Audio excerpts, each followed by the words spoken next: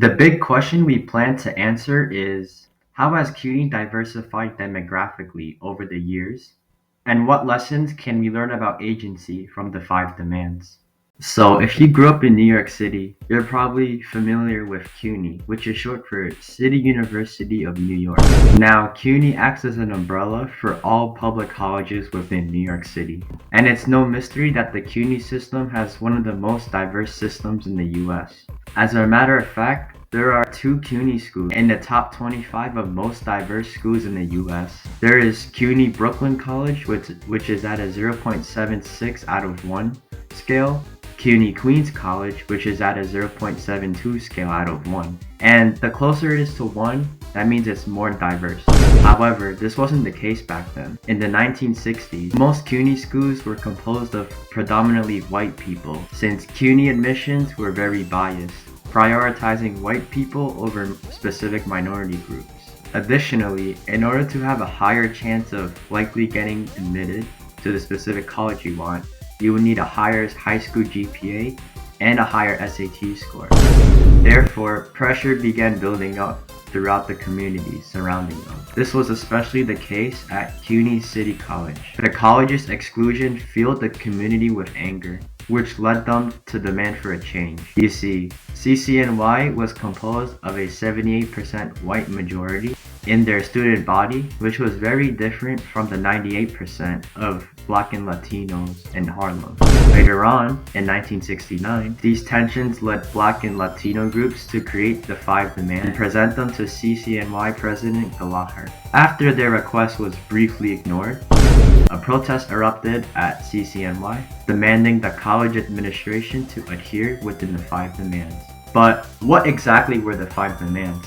Well, be sure to follow for part 2!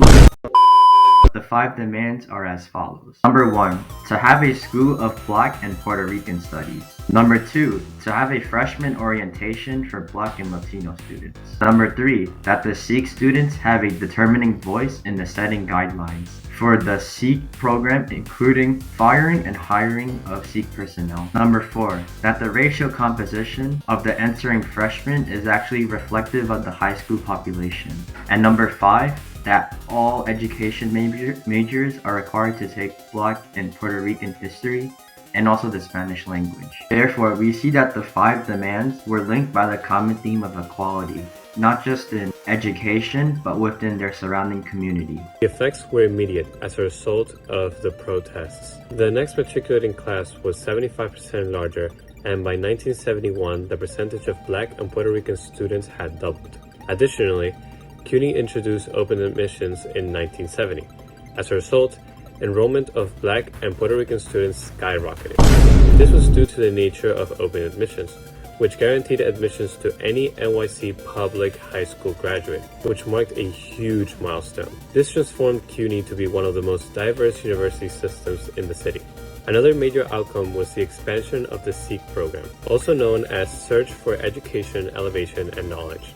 Serving over thousands of students in need each year, they provide services such as tutoring, counseling, financial aid, and mentorship to not only help these students succeed in their academic lives, but also in their post-academic careers.